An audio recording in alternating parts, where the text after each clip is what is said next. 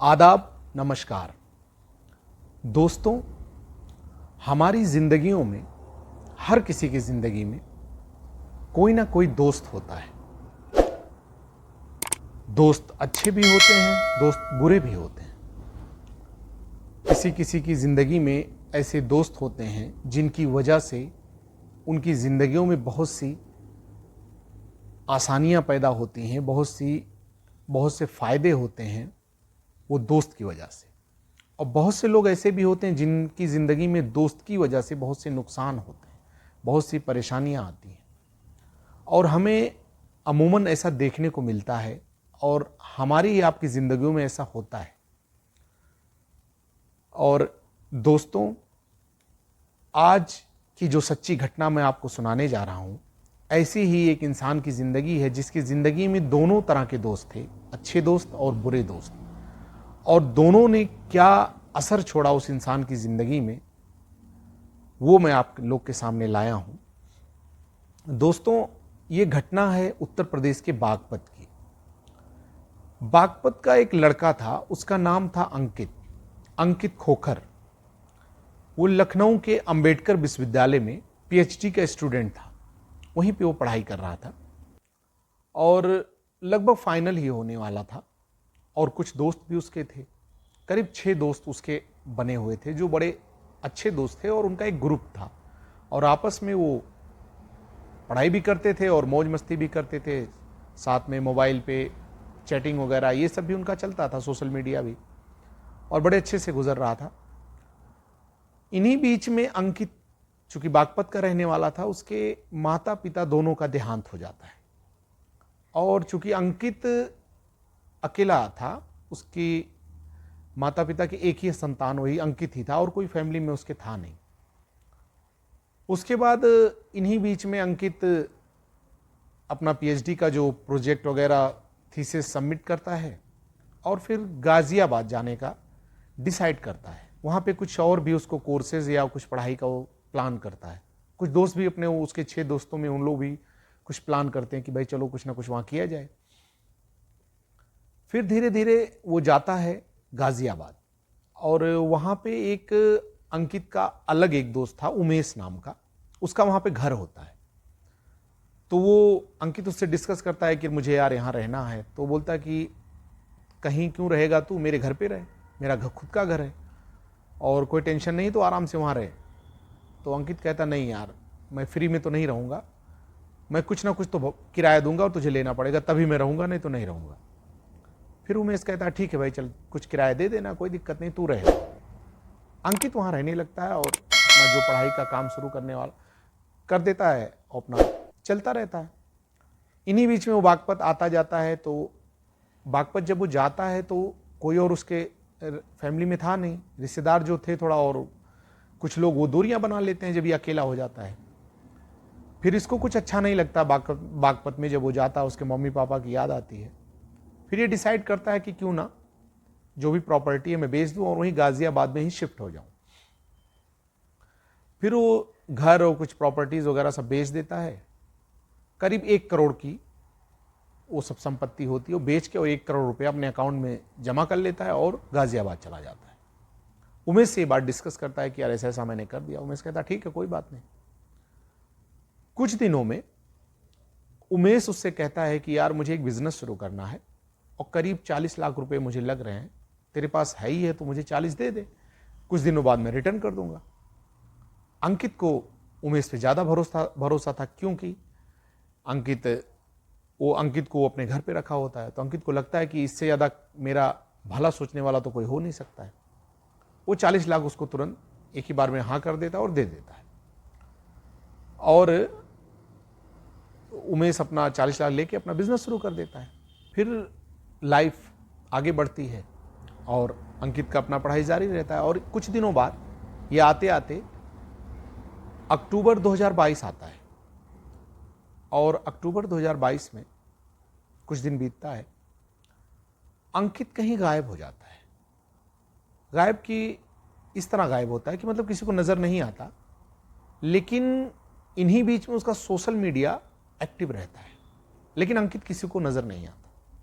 तो उसके जो 6 दोस्त थे जो उसके पीएचडी के बने हुए थे यूनिवर्सिटी के, वो ऐसे आपस में बात कर रहे होते हैं और कहते हैं यार अंकित कहीं नजर नहीं आ रहा है। और ऐसे बात करते करते कुछ दिन बीत जाता है, दिसंबर आ जाता है, अक्टूबर से 2 महीना और आगे निकल जाता, दिसंबर आ जाता है। फिर वो आपस में बात करते हैं कि यार अंकित का सोशल मीडिया पे तो मैसेज आ रहा है, लेकिन वो आजकल मिलता क्यों नहीं हम लोग से, क्योंकि वो बराबर अपना टाइम टू टाइम मिलते थे और इन 6 के घर भी अंकित जाया करता था, बड़ा उनके माँ बाप से भी उसका मिलना उलना होता था। वो इस तरह से नोटिस करते हैं और आपस में डिस्कस करते हैं और थोड़ा सा परेशान भी होते हैं, यार मैसेज तो कर रहा है लेकिन ये मिलता नहीं है और बराबर मिलने वाला इंसान। और ऐसे वो आपस में बात कर रहे होते हैं। उसके बाद बात करते करते एक दोस्त नोटिस करता है, वो कहता है यार सोशल मीडिया पे एक्टिव है, मैसेज भेजता है। फिर वो कहता है कि तुम जरा मैसेज दिखाओ, अपने मैसेज दिखाओ, सबके बोलता है मैसेज दिखाओ। उसको कुछ समझ में आता है, कुछ दिखता है, सब दिखाते हैं, तुम्हें क्या भेजा, तुम्हें क्या भेजा। तो दोस्त कहता है यार यहाँ पे एक बात ये है कि ये जो इंग्लिश में लिख के अंकित मैसेज हम लोग को भेजा है, इसमें स्पेलिंग मिस्टेक है और इतनी खराब इंग्लिश अंकित की नहीं है कि इस तरह के मैसेजेस वो दे। तो सब लोग कहते हैं हाँ यार ये बात तो सही है, उसके मैसेजेस आते तो हैं लेकिन इस तरह की इंग्लिश उसकी नहीं है, ये तो बहुत जगह मिस्टेक है और स्पेलिंग नहीं सही है, टूटी फूटी इंग्लिश लिख के दे रहा है। ये आपस में ये लोग डिस्कस करते हैं और ये बात, इस बात पे हर 6 लोग सबके सब सहमत होते हैं कि हाँ यार ये बात तो सही है कि अंकित मैसेज तो भेजता है लेकिन इसके स्पेलिंग मिस्टेक्स क्यों हैं, ये सब बातें होती हैं। उसके बाद अब कैसे कोई कुछ कहे, आपस में एक दूसरे से थोड़ा सा कहने में डरते हैं, लेकिन फिर एक दोस्त कहता है यार मुझे थोड़ा डर लग रहा है कि कहीं अंकित का कोई सोशल मीडिया अकाउंट कोई ऑपरेट कर रहा हो और अंकित के साथ कहीं कुछ घटना ना घटी हो, मुझे थोड़ा डर लग रहा है। तो इस पे सब लोग कहते हैं हाँ यार ये बात तो सही है, पॉइंट की बात है, और यार जरा पता करते हैं उसके बारे में। तो ये लोग उमेश से एक बार पूछते हैं, इनको पता था कि उमेश क्या रहता है, तो उमेश कहता है पता नहीं, मुझे नहीं मालूम, कहीं घूमने गया है, ऐसा कुछ कह के वो टाल देता है।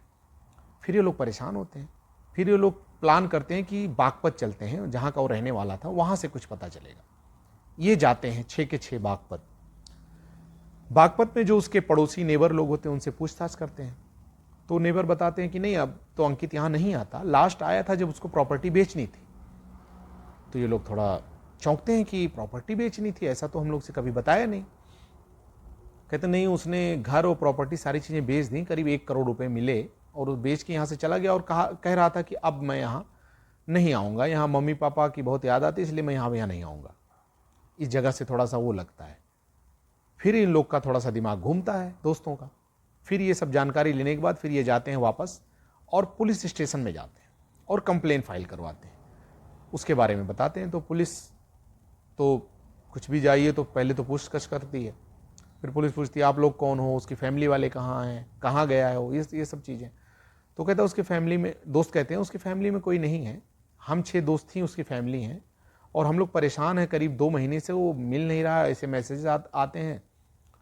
उस पर पुलिस कहती है जब मैसेज आ रहे हैं तो कहीं घूमने गया होगा, उसमें क्या शक करने वाली बात है। कहते हैं नहीं सर, इसमें शक करने वाली बात ही तभी तो हम लोग आए हैं।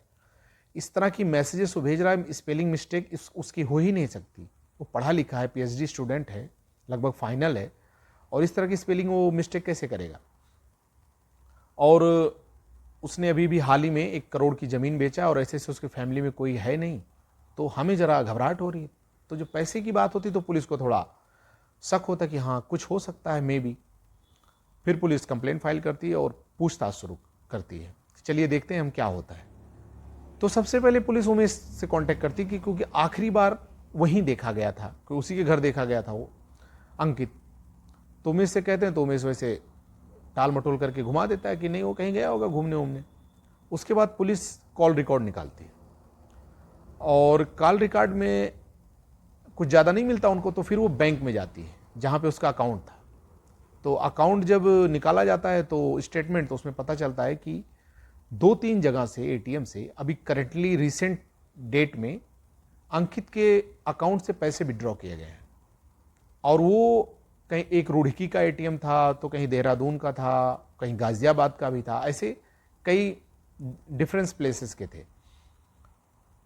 तो पुलिस कहती है यार अच्छा, फिर वो कॉल रिकॉर्ड को मैच करती है अंकित के कॉल रिकॉर्ड को, तो जब जब पैसे निकाले गए थे तो उस टाइम पे वहां पे अंकित का फोन एक्टिव था।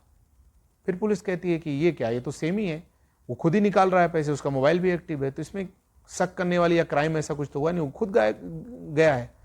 लेकिन उसके 6 दोस्त अड़े रह गए, बोले नहीं सर कुछ तो है इसमें। उसके बाद पुलिस वहां जाती है जहां पे अंकित रहता था, उमेश के घर, और पुलिस उमेश से पूछताछ करती है, लेकिन वो कहती है हम तलाशी लेंगे, हम उस कमरे को देखना चाहते हैं जहां पे अंकित रहता था। तो उमेश कहता ठीक है। तो ये लोग कमरे में जाते हैं, कमरा साफ सुथरा रहता है, लेकिन ये लोग FSL को बुलाते हैं, फॉरेंसिक टीम को। फॉरेंसिक टीम आती है, जांच पड़ताल करती है, तो उनको कहीं कोने में ब्लड स्पॉट मिलता है, खून का धब्बा। उस खून के धब्बे को लेती है, फिर पुलिस का शक गहराता है कि कुछ तो है।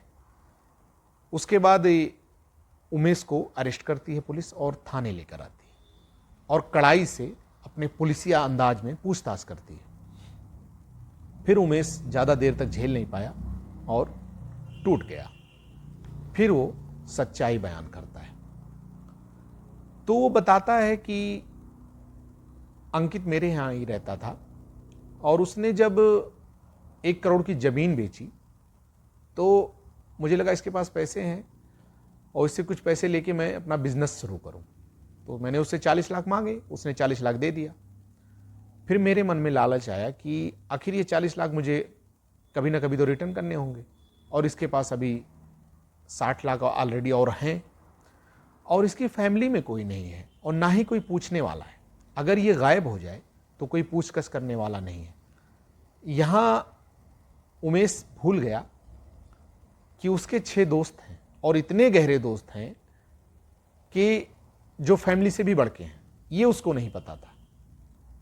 और यही सोच के उसने सोचा कि इसको खत्म कर दूं, 40 लाख तो देने भी नहीं पड़ेंगे और 60 लाख ऊपर से मिल भी जाएंगे। फिर ये प्लान करता है। उमेश एक ऑर्थोपेडिक डॉक्टर के यहाँ असिस्टेंट का काम करता है, जहाँ पे ऑर्थोपेडिक में हड्डी टूटना, फ्रैक्चर, प्लास्टर वगैरह ये सब काम होता रहता है। तो वो आरी से प्लास्टर काटना डेली, उसका यही काम था। तो काटने में, टुकड़े करने में, इन सब में वो एक्सपर्ट था।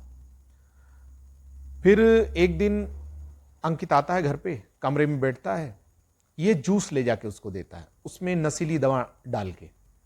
अंकित अपना चुपचाप जूस पी लेता है और बेहोश हो जाता है। फिर उसका गला दबाता है पहले, फिर वही आरी जिससे प्लास्टर काटता था वो, उससे पहले उसका गला काटता है। फिर पूरे शरीर के 3 टुकड़े करता है और तीनों टुकड़ों को पन्नी लाके प्लास्टिक वाली उसमें पैक करता है और अपने दोस्त की एक कार लेता है, उसमें रखता है और तीनों टुकड़ों को शरीर के, उसके अंकित के, करीब 25 किलोमीटर के रेडियस में 3 दिशाओं में, 3 डायरेक्शन में फेंकता है, ताकि किसी को अगर एक टुकड़ा मिल भी जाए तो दूसरे के बारे में सोचे ना। ऐसे एक हाईवे था, एक कहीं नहर थी और एक गाजियाबाद मसूरी वाले रोड पे कहीं ऐसे फेंक दिया। ऐसे 3 जगह उसने फेंक दिया। उसके बाद उमेश ने अपने एक और फ्रेंड को बुलाया और उसको मिलाया कि तुझे इतना पैसा दूंगा, ये एटीएम ले, अंकित का एटीएम, उसको पिन भी पता चल गया था। एटीएम देता है और अंकित का मोबाइल देता है और कहता है तू जा, कई इतने इतने शहर में जा, वहां से पैसे निकाल और जब जब भी पैसे निकालना तो अंकित का मोबाइल स्विच ऑन करना और जैसे पैसे विड्रॉ हो जाएंगे स्विच ऑफ कर देना। उसने बताया, उमेश ने, कि वो क्राइम स्टोरी, कोई क्राइम मूवी देखा था और उसने ये चीज़ को नोटिस किया था कि मोबाइल ट्रैकिंग, मोबाइल ट्रेस से पुलिस पकड़ती है और इस तरह की चीज़ों पे उसने ध्यान लगाया कि अगर ऐसा हम करेंगे तो पुलिस इधर उधर घूमती रहेगी और मेरे तक नहीं पहुंचेगी। और वो दोस्त घूमता रहा, पैसे निकालता रहा। इतने दिनों में करीब 12-14 लाख रुपए उसने विड्रॉ किए थे। रोज नहीं निकलवाता था, कहीं शक ना हो जाए, कैब करके कुछ दिन ऐसे वैसे करके निकालता था और वो ऐसे करके निकालता था, वो मोबाइल ऑन कर देता था। उमेश ने सोचा था कि अंकित की फैमिली है नहीं, कोई उसे ढूंढेगा नहीं, कोई ट्रेस भी नहीं करेगा, ये भी उसके प्लान का हिस्सा था। तो ये गायब ही रहेगा, कोई पीछे आएगा ही नहीं और मुझसे अगर किसी ने पूछ भी लिया तो मैं ये कह दूंगा कि कोई वो चला गया। लेकिन ये भूल गया था कि उसकी एक दोस्तों वाली फैमिली है, जिस दोस्ती की हम अपनी जिंदगी में मिसाल देते हैं कि एक ऐसा दोस्त जिसने अपने दोस्त के लिए जानें कुर्बान कर दी, बहुत सी चीज़ों को न्यौछावर कर दिया उसकी ज़िंदगी में, वो वाले दोस्त भी उसकी लाइफ में ही, वो उसको नहीं पता था। अंकित का नेचर ऐसा था कि उन दोस्तों से करीबी होने का एक रीज़न था। जब उनके घर पे वो जाता था तो इतना संस्कारी था अंकित कि उनके माँ बाप से मिलता था, कभी उनके पैर ही दबाने लगता था, एकदम बेटे की तरह। तो उन सब के माँ बाप भी उसको अपने बच्चे की तरह ही मानते थे, इतना क्लोज उन लोग के हो गया था। और ये चीज़ उमेश को पता नहीं थी, और उमेश लालच में ये करते गए। तो यहाँ हम जो शुरू में बात किए थे दोस्तों, वही बात आती है कि जिंदगी में अच्छे दोस्त भी होते हैं, बुरे भी दोस्त होते हैं। अच्छे दोस्तों ने क्या किया और बुरे दोस्त ने क्या किया, ये आपके सामने है कि जो काम पुलिस को पहले ही करना था वो दोस्तों ने कर दिया। एक दोस्त के लिए उनको टेंशन हुई कि दोस्त मेरा गायब है, जबकि चैटिंग हो रही थी, बहुत ज्यादा शक करने वाला मामला था नहीं, यहाँ पे मैसेजेस आ रहे थे सोशल मीडिया पे। लेकिन होता है ना कि जिसके लिए इंसान परेशान होता है कि वो कहाँ है, दिखा नहीं, जैसे एक फैमिली मेंबर को अपने देखते हैं, सोचते हैं, उस तरह से उन्होंने उसको याद किया और टेंशन ली और उसको सीरियस नोट पे रखा और आगे बढ़ते गए कि नहीं, उसको हमें ढूंढना है, फाइंड आउट करना है। और उन्होंने फाइंड आउट किया। जितना पुलिस ने मेहनत की उससे कम मेहनत इन दोस्तों ने नहीं की, 6 दोस्तों ने अंकित के। तो दोस्तों वही बात होती है कि लालच, फिर वही बात आ गई, लालच बहुत बुरी बला है, जो हमारे बुजुर्ग कह गए हैं। इंसान को लालच नहीं करनी चाहिए, लालच सिवाय नुकसान के कभी फायदा नहीं दे सकती है। और वही उमेश के साथ हुआ। उसने लालच की, एक घृणित कार्य किया जो समाज कभी एक स्वीकार नहीं करता है, और उसका खामियाजा भी उसने भुगता। क्राइम करने से कभी कोई नहीं बचता। यहां अगर 6 दोस्त ना भी होते दोस्तों, तो कभी ना कभी ये क्राइम खुलता और उमेश पकड़ा ही जाता, क्योंकि क्राइम करके कोई बच नहीं सकता। कानून आज नहीं, कल नहीं, परसों नहीं, कभी ना कभी तो पकड़ेगी आपको, इससे आप भाग नहीं सकते।